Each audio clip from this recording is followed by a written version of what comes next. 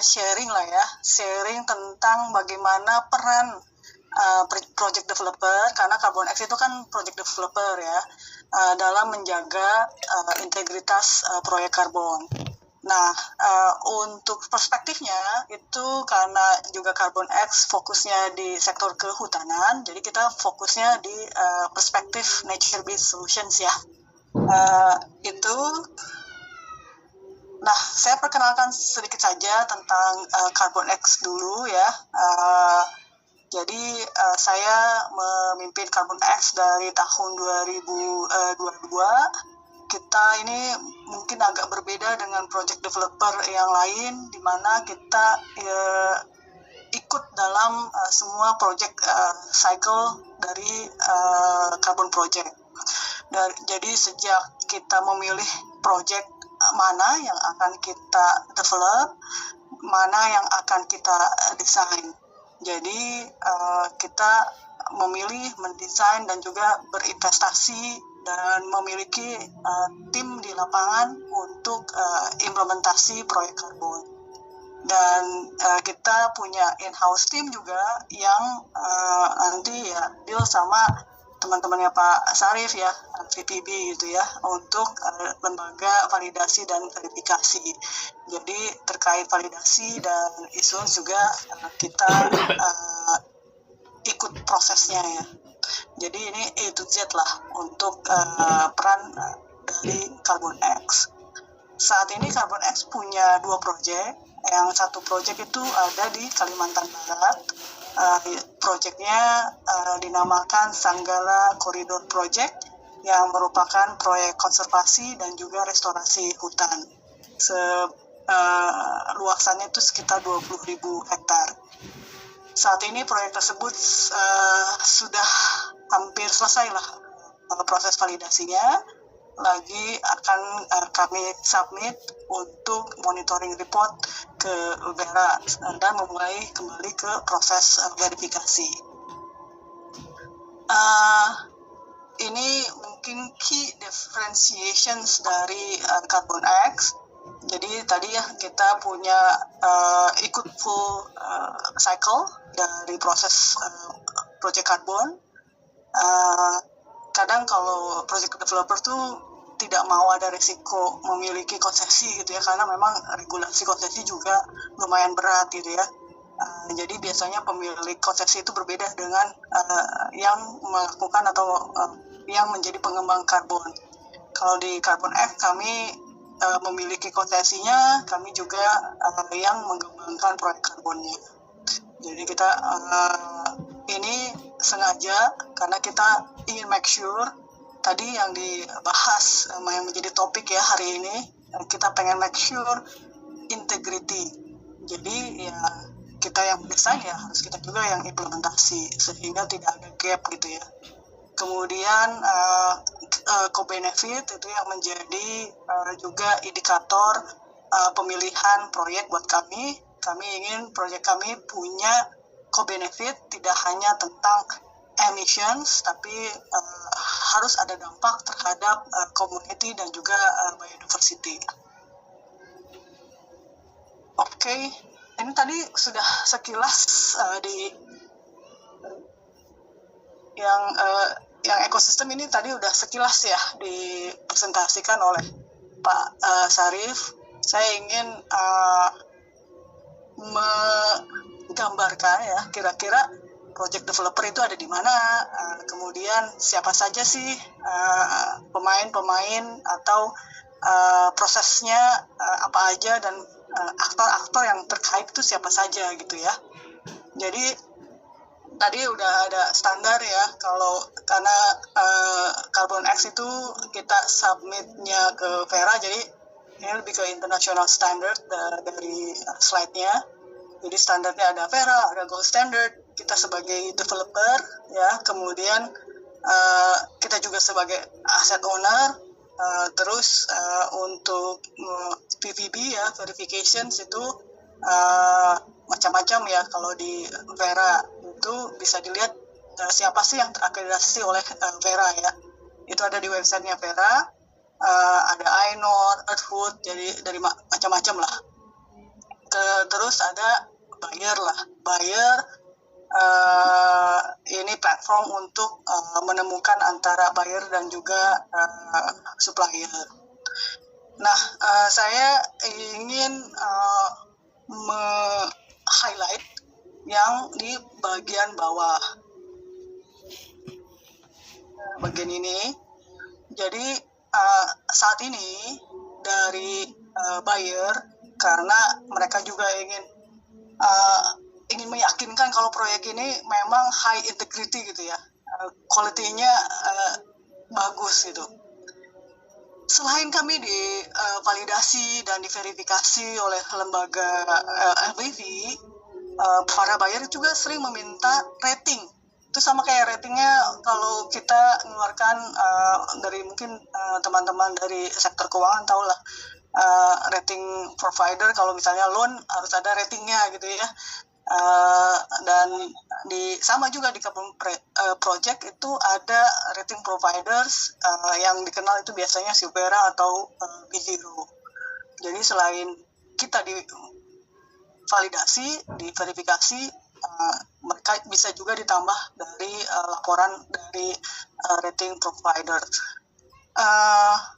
Ratingnya bisa macam-macam ya, bisa mirip-mirip lah kayak loan juga tuh, kayak obligasi gitu. Ada triple A, double A, ada triple B, double B gitu ya. Tergantung nanti berdasarkan assessment rating providers, project ini masuk ke kategori quality yang seperti apa. Itu untuk menambah keyakinan bahwa proyek itu high integrity. Nah, sebelum saya ke macam-macam, saya ke yang detail lagi ya slide-nya. Ini hanya memberikan perspektif lah. Kira-kira proyek karbon itu seperti apa sih prosesnya gitu ya. Ini kan dari project origination, kita bikin design project, kita registrasi itu artinya masukkan dokumen desainnya itu kepada suatu registry ya, bisa SRN, bisa Vera gitu ya. Kemudian ada project validation ya, untuk memvalidasi desainnya saja. Nah, ini belum selesai. Habis itu projectnya diimplementasikan, terus ada monitoring report gitu ya. Dan monitoring reportnya diaudit lagi oleh VBB, namanya verification process. Baru ada issuance.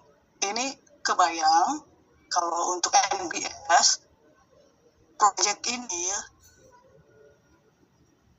durasinya itu 2 tahun juga belum tentu selesai. Itu bisa mungkin up to 4 tahun gitu ya, tergantung kecepatan responsif dari berbagai pihak lah, termasuk ya project developernya, VBB-nya, dan juga standar registrasinya kalau di kami itu Vera gitu. Oke. Nah, saya ingin meng-highlight juga kenapa sih project developers itu sangat penting gitu ya, terkait bagaimana membangun suatu proyek yang high integrity. Tentunya karena sebagai orang yang mendesain ya, tentunya project developer ya merupakan aktor kunci gitu ya. Di project developer harus memiliki keahlian teknis yang berbagai macam ya. Di mendesain proyek, mengimplementasikan proyek di lapangan itu tidak melulu tentang mengukur, misalnya kalau NBS atau konservasi mengukur diameter pohon gitu. Kita harus juga memperhatikan ancaman deforestasi itu karena apa? Apakah karena masyarakat? Kalau misalnya ada ancaman dari masyarakat, berarti kan harus melakukan program-program yang bisa mengganti kegiatan ekonomi masyarakat yang tadinya adalah illegal activities, misalnya illegal logging, kepada kegiatan-kegiatan yang lebih sustainable. Dan ini tidak mudah ya mengubah kebiasaan atau mengubah kegiatan ekonomi masyarakat yang sudah berpuluh-puluh tahun adalah misalnya illegal logging atau poaching ya, kepada kegiatan yang lebih sustainable. Ini memerlukan solusi dari berbagai aspek gitu. Terus juga make sure kalau proyek ini memiliki kualitas dan juga resiko jangka panjang itu juga dikurangi. Jadi dan tidak greenwashing gitu ya. Berarti ya project developer benar-benar harus mengerti tentang metode dan standar dari registry ya. Nah, standarnya juga sendiri kadang-kadang membingungkan gitu ya, membingungkan dan tidak mudah dimengerti. Itu perlu keahliannya sendiri dan juga selain itu perlu juga pengalaman gitu. Kemudian di lapangan tentunya project developer tidak bisa bekerja sendiri, harus berkolaborasi dengan pemerintah desa. Kami juga berkolaborasi dengan masyarakat lokal, tokoh adat, karena untuk influence kita juga harus memilih aktor-aktor yang memang memiliki pengaruh di masyarakat gitu. Karena ini kan kita ingin merubah perilaku gitu ya. Dan selain masalah teknis, community, juga kita ini harus juga pembiayaannya mau seperti apa gitu ya, uangnya dari mana. Sedangkan tadi ya mengembangkan proyek karbon itu butuh hampir kalau misalnya bagus-bagus gitu ya, cepat semuanya 3 tahun. Rata-rata ya proyek karbon bisa sampai 4 tahun untuk proyek NBS gitu, baru bisa keluar karbon kreditnya.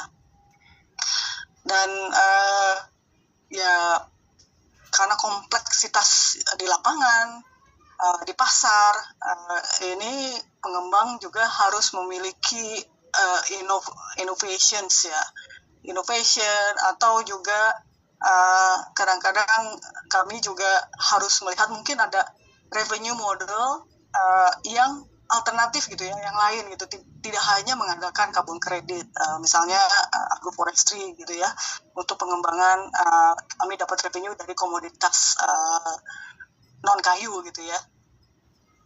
Nah, itu adalah project menjadi tanggung jawab dari project developer gitu. Nah, untuk make sure proyek itu berintegritas tinggi ya harus dipikirkan dari desain dari awalnya, nggak hanya ketika implementasi aja dipikirin, harus memang desain dari awal dipikirkan gitu ya, karena kita harus benar-benar comply dengan standar dari registry system yang kita ingin gunakan. Nah, kenapa credibility tadi ya, high integrity kan sama dengan credibility gitu ya, menjadi kunci gitu. Tadi Pak Sarif juga mention tentang Guardian ya. Ini bisa dilihat di bagian kanan, harga karbon kredit di tahun 2022 itu lumayan tinggi. Kemudian ada dari Guardian berita ini langsung harganya anjlok, hampir mungkin setengahnya. Ini ya diakibatkan adanya keraguan terhadap credibility dari carbon project, terutama yang di Red Plus ya, yang menjadikan fokus berita di Guardian gitu. Lalu sekarang ini dari buyer, regulator, dari rating agency yang tadi saya sebutkan juga, mereka akan benar-benar melihat credibility dari project gitu ya. Termasuk siapa sih timnya, apakah timnya punya skills yang diperlukan untuk mengimplementasikan project. Buyer sekarang nggak yang beli aja gitu ya, dan percaya begitu saja gitu dari dokumen-dokumen yang kita kasih, termasuk hasil laporan dari VVB maupun dari rating agency. Mereka banyak dari buyer sekarang ingin melihat sendiri, melakukan site visit, review sendiri. Jadi apalagi buyer-buyer besar internasional buyer gitu sudah punya unit atau departemen karbon sendiri. Jadi nggak bisa tuh sekarang main-main dengan estimasi karbon yang hanya untuk menguntungkan aja nih supaya tinggi-tinggi gitu ya. Udah banyak scrutiny-nya dari berbagai macam sisi ya. Terus juga credibility ya berarti ya keberlanjutan proyeknya. Kalau proyeknya tidak memperhatikan credibility, sedangkan proyek karbon yang memakai bara untuk sektor kehutanan, minimal proyeknya itu harus tahan sampai 40 tahun. Jadi bukan proyeknya nggak bisa dipikirin cuma untuk jangka pendek, nggak bisa. Proyek ini minimal harus bisa berjalan minimal 40 tahun. Kalau nggak, tidak eligible untuk dimasuk standarnya VERA. Tadi ini quality challenge tadi udah dibahas ya oleh Pak Sarif mengenai apalagi sekarang terkait additionality, baseline itu benar-benar dilihat gitu ya. Saya pengalaman dengan VBB, additionality itu yang pertama mereka lihat gitu ya. Benar nggak sih proyek ini memang additional? Sampai perhitungan dari financial model, senario gitu ya. Kalau senarionya kalau proyek ini revenue-nya misalnya dari komoditas yang lain aja IRR-nya berapa gitu. Apakah kalau dibandingkan dengan cost of capital di negara atau di Indonesia gitu ya, itu seperti apa? Ini mereka minta detail banget gitu.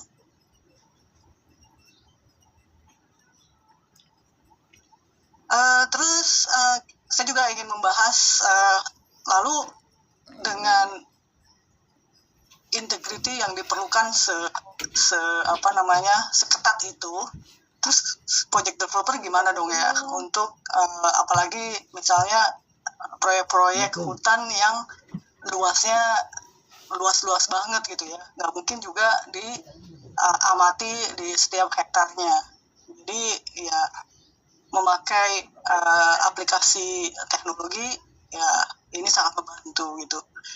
Di Carbon X sendiri kami pakai digital MRV, jadi kalau ada pakai Smart Grid Patrol ya, kalau tim lagi melakukan patroli sudah bisa ketahuan rutenya, date-nya, apa yang ditemukan, dan itu langsung terintegrasi di sistem informasi di Carbon X. Saya yang di Jakarta tahu gitu ya apa saja temuannya.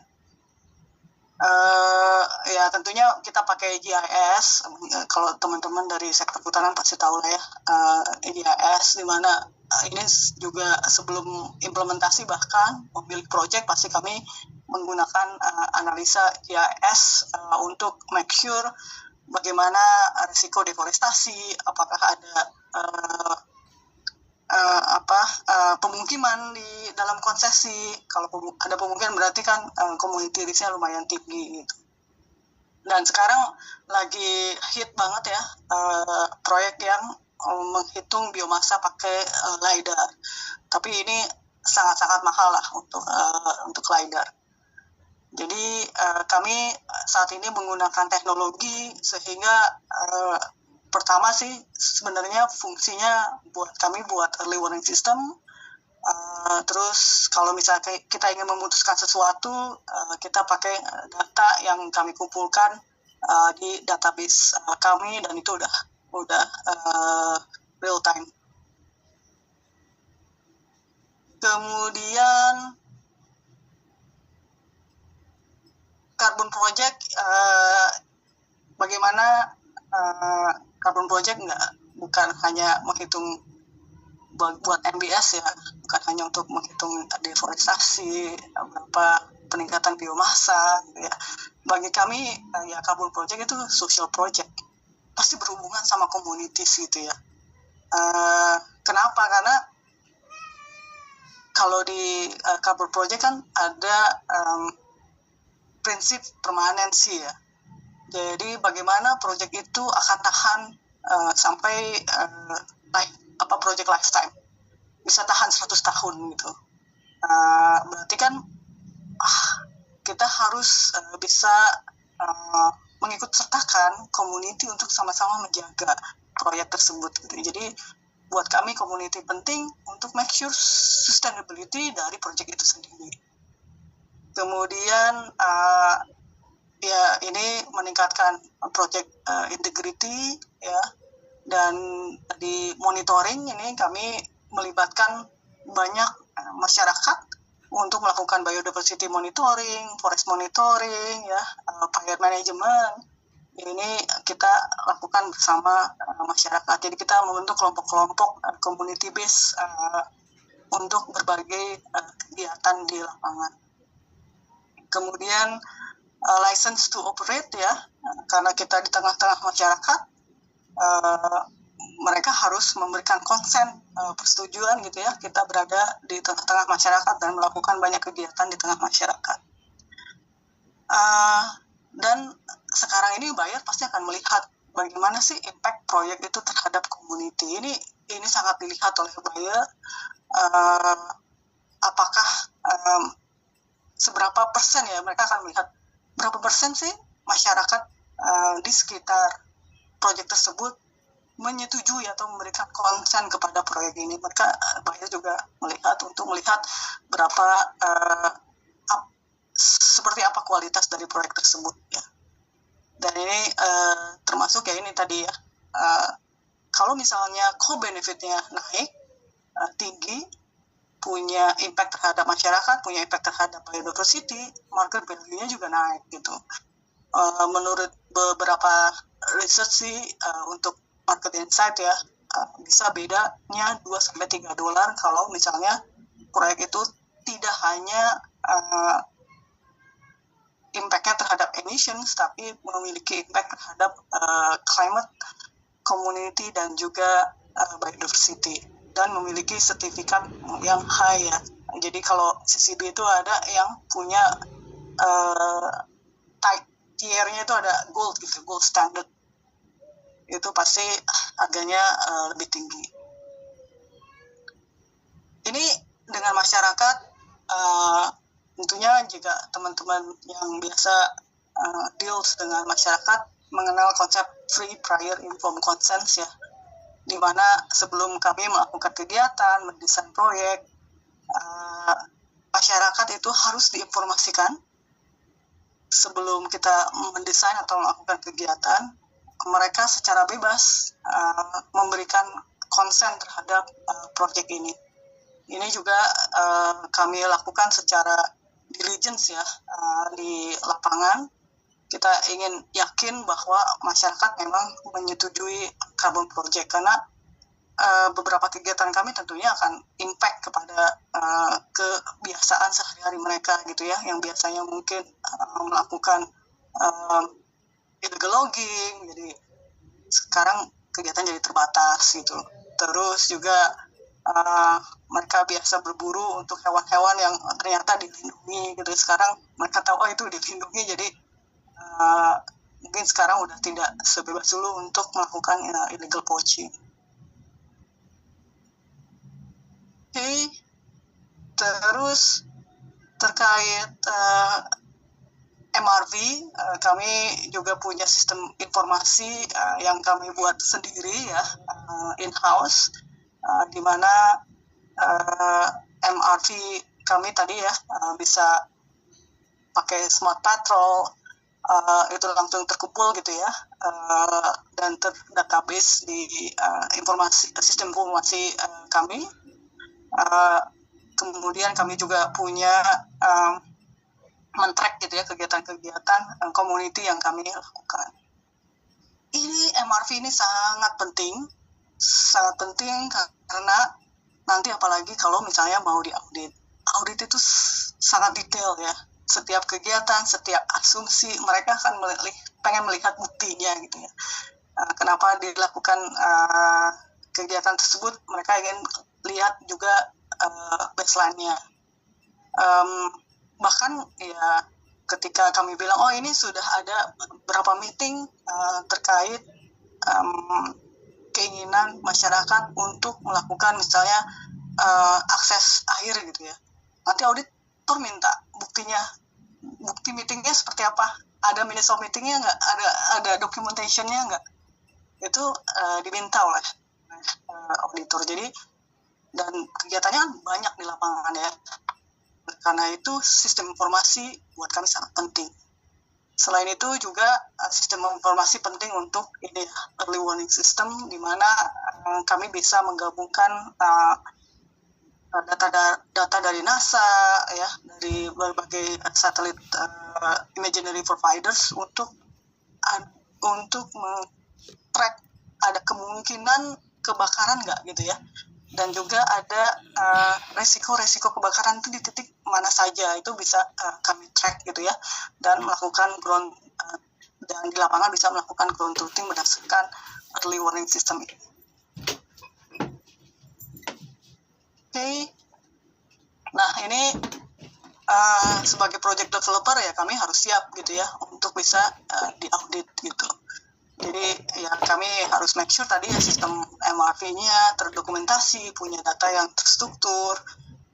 Tadi juga di-mention bagaimana sebagai project developer harus ketat mengikuti metodologi dan standar. Dan make sure juga ada semacam SOP gitu ya, di internal SOP baik di lapangan maupun di technical ada semacam quality review. Terus kami percaya bahwa ya ini keterbukaan dan kolaborasi ya. Jadi monitoring report kami juga harus kami sebarkan gitu ya hasilnya, baik itu ke masyarakat yang terdampak, ke pemerintah daerah dan juga pemerintah yang terkait.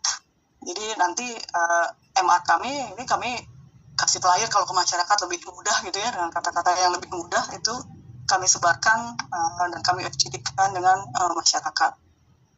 Kemudian LVV ini ya merupakan mitra profesional buat kami untuk bisa juga menaikkan integrity dan juga kualitas dari proyek kami. Nah, tantangan buat kami ya banyak ya di lapangan ini, cuman 4 saja yang menurut saya bisa saya share di sini. Yang pertama itu tenurial. Ini sepertinya ya memang hampir semua proyek kehutanan, tidak hanya proyek karbon, pasti ada tenurial konflik gitu ya.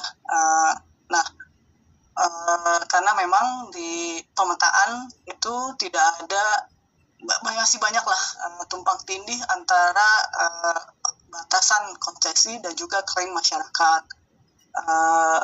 Peta administrasi desa saja berbeda-beda gitu ya. Jadi kami biasanya sebelum melakukan desain proyek, kami melakukan pemetaan partisipatif gitu ya. Masyarakat sendiri yang melakukan pemetaan. Jadi tidak hanya kita mengandalkan dokumen formal dari pemerintah, tapi juga benar-benar melihat apa yang terjadi di lapangan.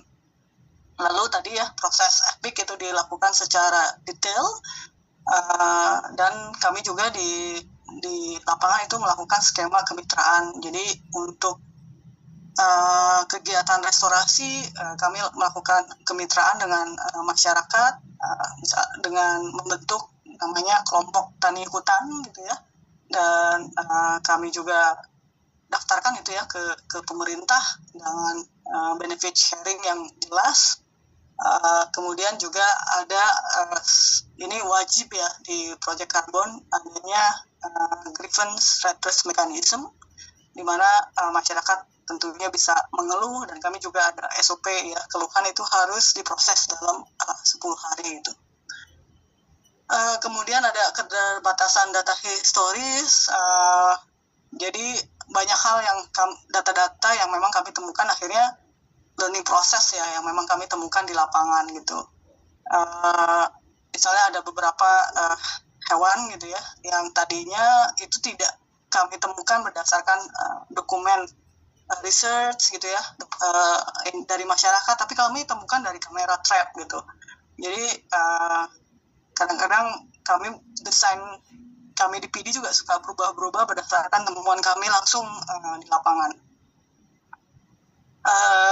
Kondisi ya, apalagi di wilayah kehutanan ya, kondisi geografis yang ekstrim, kegiatan penanaman kami seringkali berubah-ubah gitu, karena juga akses sering terbatas, juga iklim kalau sudah cuaca hujan gitu udah tidak bisa dilewati di beberapa daerah, dan juga kegiatan patroli jadinya sulit gitu ya. Jadi solusi kami kami harus melakukan dengan smart way gitu, melakukan monitoring berbasis risiko gitu ya, dari data-data GIS yang kami kumpulkan dan juga data monitoring yang sebelumnya, kami melihat mana saja daerah-daerah yang berisiko tinggi ya, di situ patroli yang kami intensifkan gitu ya.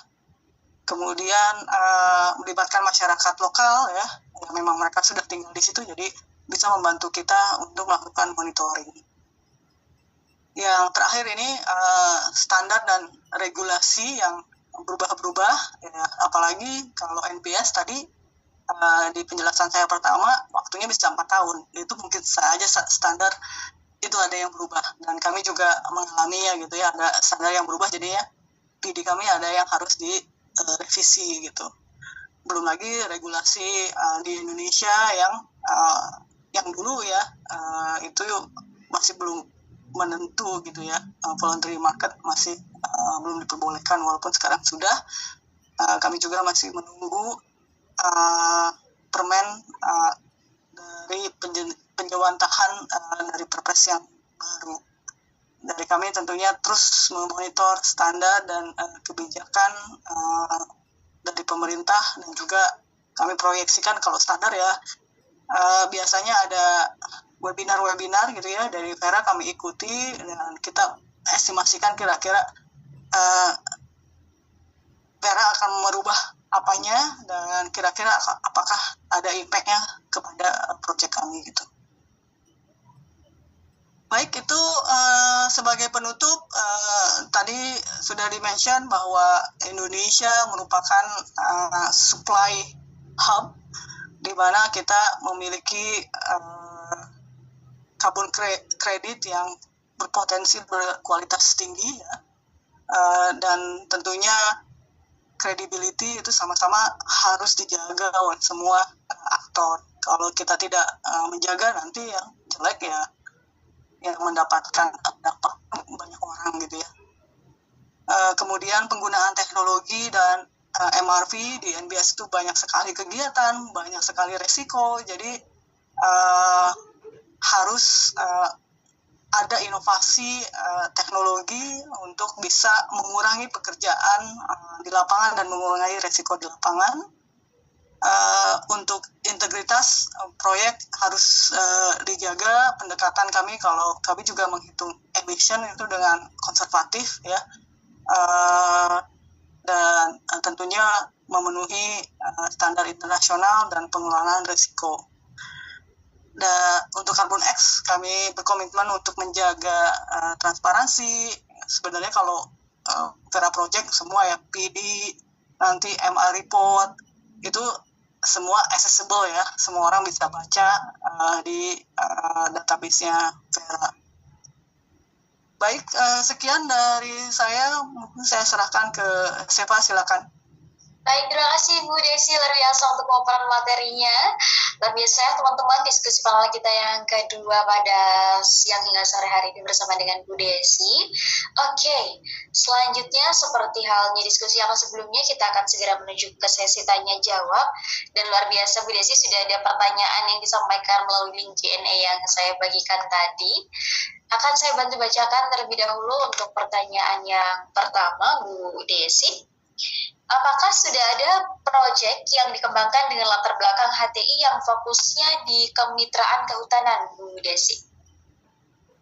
Baik, sepengetahuan saya, untuk proyek yang baseline-nya HTI saja masih belum ada yang divalidasi dan di issuance ya di Indonesia gitu. Mudah-mudahan Carbon X yang pertama ini kami baseline-nya tadinya HTI. Jadi HTI-nya konsesinya kami ubah, kami beli dari pemilik lama, kami ubah konsesinya menjadi RKU-nya menjadi konservasi gitu. Nah, untuk HTI sendiri sangat mungkin kemitraannya, tapi kemitraannya under konsesi ya. Jadi memang kan dari pemerintah ada, kalau nggak salah ada peraturannya itu ya. Jadi memang kita juga, kalaupun HTI biasa juga harus melakukan kemitraan gitu ya dengan masyarakat.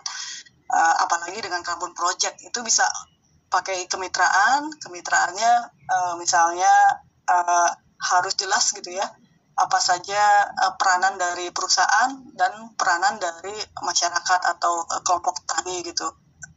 Terus bagi hasilnya seperti apa itu ada di template-nya dari pemerintah juga ada perjanjiannya gitu. Dan itu bisa kita dasarkan ke pemerintah. Baik. Jelas ya? Iya, baik Ibu. Terima kasih banyak untuk penjelasannya, luar biasa Ibu. Nah, oke, berikutnya kita akan menuju ke pertanyaan yang kedua dari link yang sudah tadi kami bagikan di full link ya.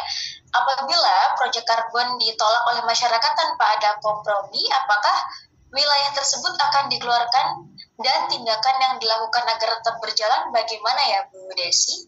Demikian Bu. Ya, jadi kalau misalnya sebenarnya APIK itu kan tidak sekali ya prosesnya. APIK itu terus-terusan. Jadi kita proses untuk menginformasikan dan mendapatkan konsen itu sebenarnya bisa jangka panjang gitu. Jadi kalaupun ditolak tahun ini, biasanya VPB minta planning ke depannya mau seperti apa. Ya. Biasanya diberikan waktu gitu. Planningnya seperti apa, kapan kira-kira mendapatkan konsen. Mungkin ada satu desa yang menolak gitu ya. Kira-kira desa X itu kapan estimasinya bisa mendapatkan konsen.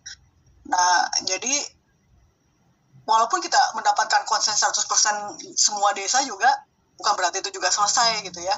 Kadang-kadang desa juga ada dusunnya gitu ya, dan masyarakat yang datang juga biasanya cuma itu-itu aja gitu ya. Jadi sosialisasi terhadap karbon juga harus terus dilakukan dengan berbagai cara gitu ya. Dan ya itu yang kami lakukan. Walaupun udah kami lakukan, kalau misalnya kami undang juga masih aja ada yang kami nggak ngerti Carbon Project apaan, kami nggak ngerti peran kami seperti apa gitu ya. Jadi ya memang ini ya merupakan proses yang jangka panjang gitu. Siap Ibu, baik. Terima kasih untuk jawabannya Bu Desi. Berikutnya ada pertanyaan yang ketiga dari Bu Vina.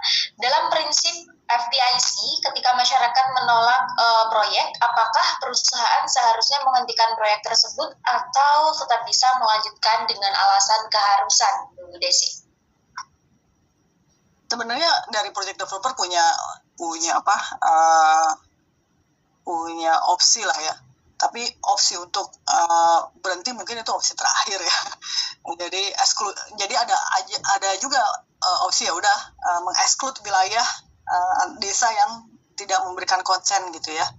Tapi kalau misalnya wilayahnya cuma desa itu ya harus dapat. Jadi minimal sebenarnya nggak ada minimal, tapi kelihatannya kalau di bawah 50% desa yang menolak ya susah ya untuk kita maju juga ke VVB, pasti dipertanyakan gitu. Integritinya kok banyak sekali masyarakat yang menolak gitu ya. Tapi kalau cuma ada 20, cuma ada satu desa yang menolak ya itu lebih bisa di defense ya.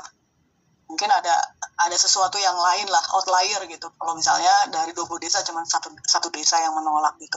Tapi kalau banyak yang menolak ya pasti ada sesuatu, dan itu harus dibereskan dulu lah untuk bisa make sure tadi permanensi co-benefit. Kalau misalnya community-nya menolak ya prinsip-prinsip ini tidak bisa dapat gitu. Pasti di carbon project-nya tidak high quality. Baik Ibu, terima kasih banyak untuk jawabannya Bu Desi. Ya, berikutnya teman-teman, kami berikan kesempatan kepada teman-teman karena ini masih tersisa 15 menit lagi untuk sesi pertanyaan kepada Bu Desi. Yang mau menyampaikan melalui Slido juga boleh atau di kolom chat juga boleh. Apabila tidak dapat mengakses Slido-nya, boleh dituliskan di kolom chat terlebih dahulu untuk pertanyaannya. Oke, baik teman-teman, apabila ada yang mau disampaikan kepada Bu Desi, disilakan.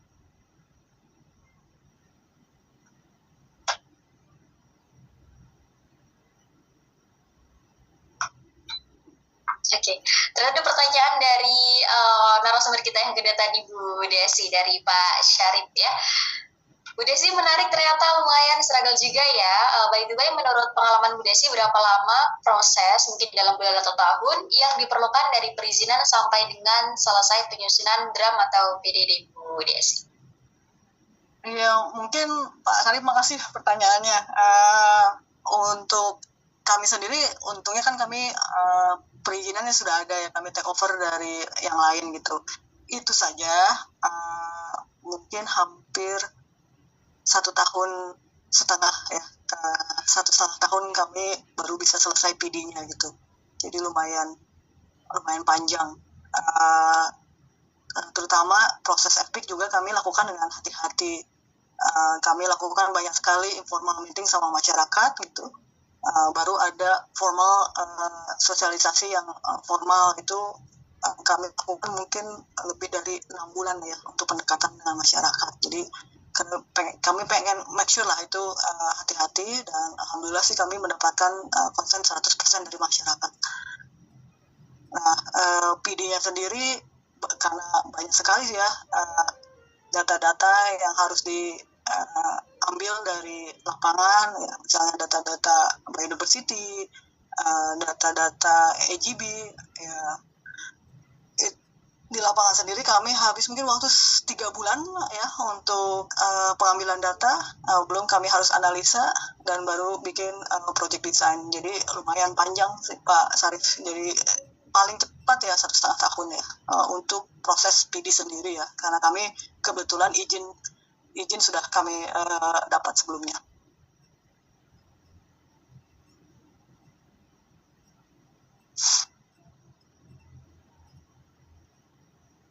Silakan siapa?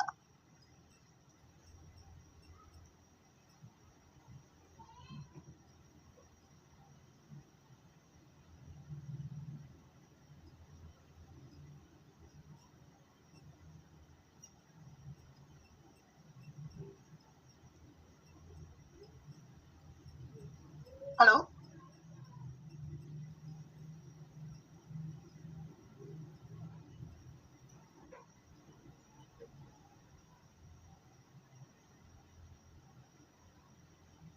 Oke, baik. Mohon maaf Bu Desi dan juga teman-teman sekalian karena ada kendala di koneksi saya, tiba-tiba saya terpental, semuanya nge-freeze, jadi mohon maaf sekali lagi. Tadi untuk pembahasannya sampai di pertanyaan Pak Syarif ya Bu Desi ya?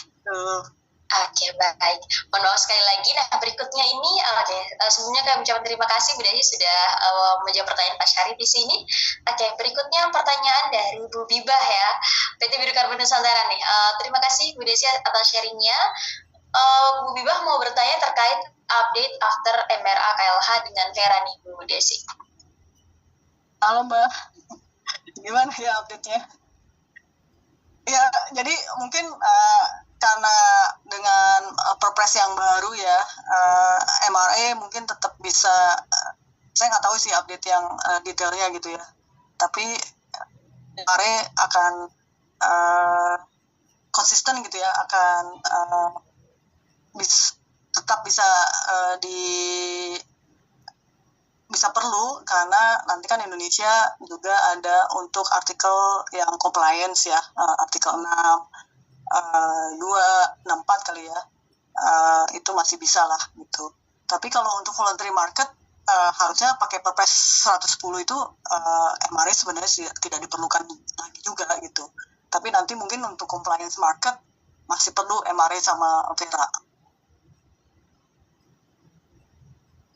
Baik, terima kasih Bu Desi. Demikian Bu Bibah, bagaimana Bu? Apakah ada tanggapan lebih lanjut Bu? Oke, ternyata ini ketiga dari yang sering berinteraksi ada Bu Desi, Bu Biba, dan juga Pak Syarif ini juga pernah menjadi narasumber di Zona IBT ya teman-teman. Waktu itu kami juga ada Talk dengan Ibu Bibah dari Biro Karbon Nusantara nih, luar biasa. Oke, baik. Dari teman-teman yang lain bagaimana? Adakah yang mau ditanyakan kepada narasumber kita di panel diskusi yang kedua, Bu Desi?